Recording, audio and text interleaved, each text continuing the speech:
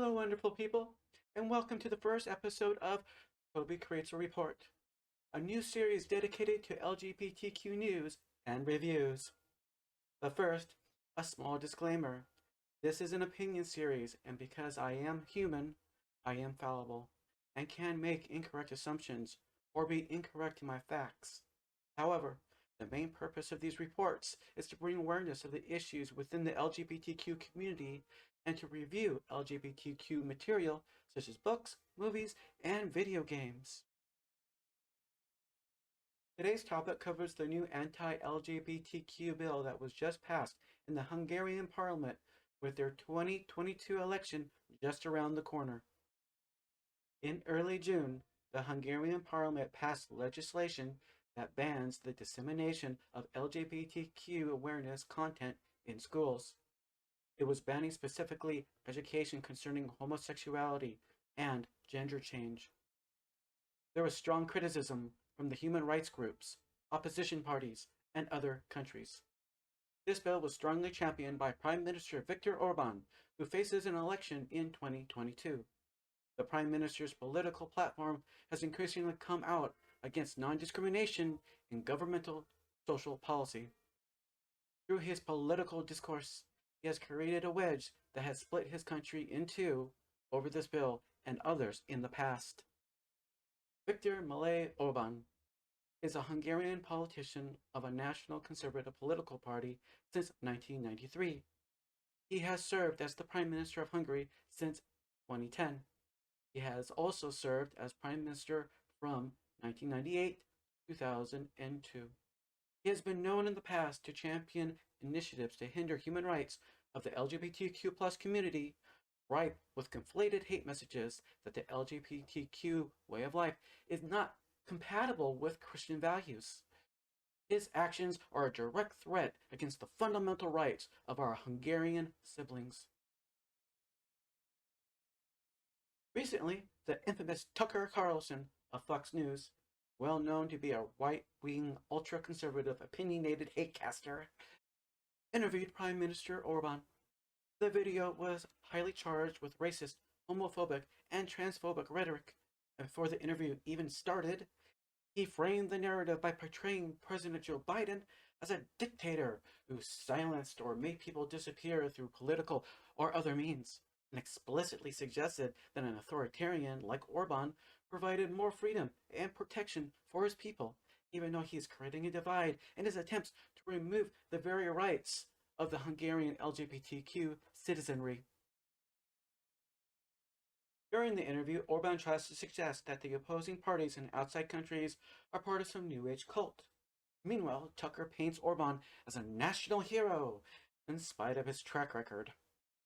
Orban, in turn, puts a lot of political backspin into his answers, so not as to damage US and Hungarian relations.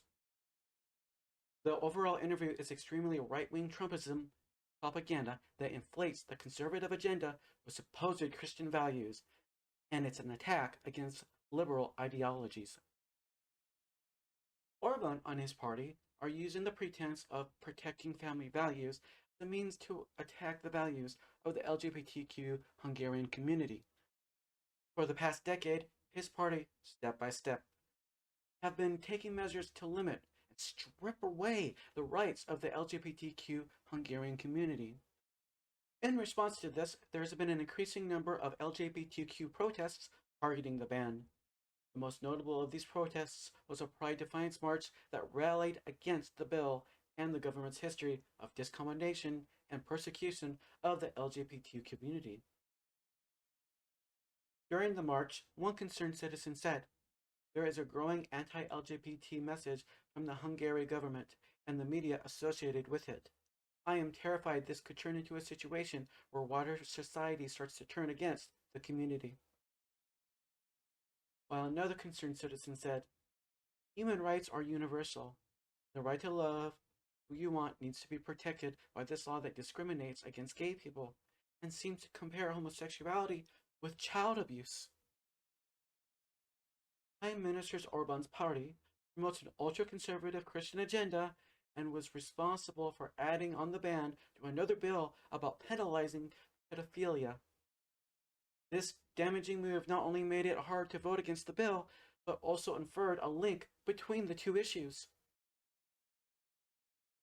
Child education is the new political field of war, and this started with a child's book.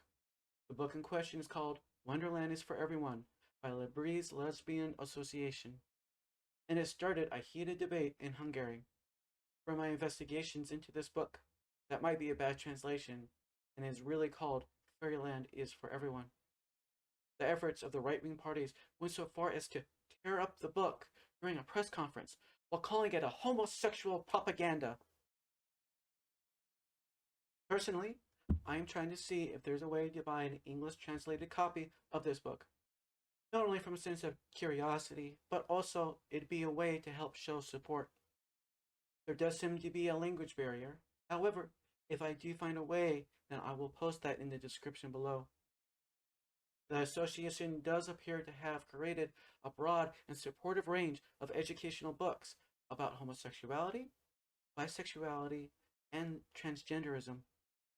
I would like to think that over here in the United States, that our LGBTQ plus allied community would love to show our support through translated copies. In the meantime, it is possible to make a direct donation, and I will provide a link to their site in the description below. I do plan on donating.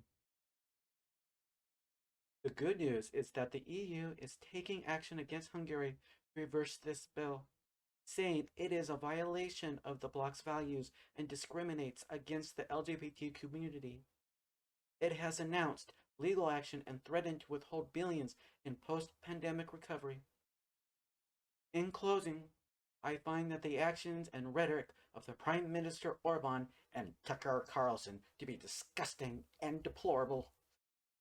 So, living up to my vow, I am raising my voice against them through my channel, and I have a feeling it won't be for the last time. Before I leave you tonight, I'm going to give a general shout out to all my patrons on Patreon, and to my first highest Patreon supporter, Ashio Vaihu.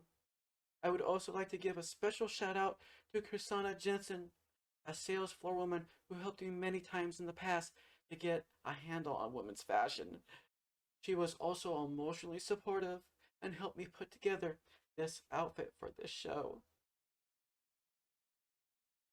Now, I want to hear from you. What do you think of this whole mess our siblings are facing? Did I get anything wrong?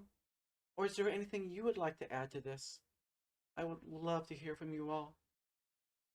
And that ends this episode of Tobie Creates Report. My name is Tobie, and as always, stay safe. I love you all, and I think you're all wonderful.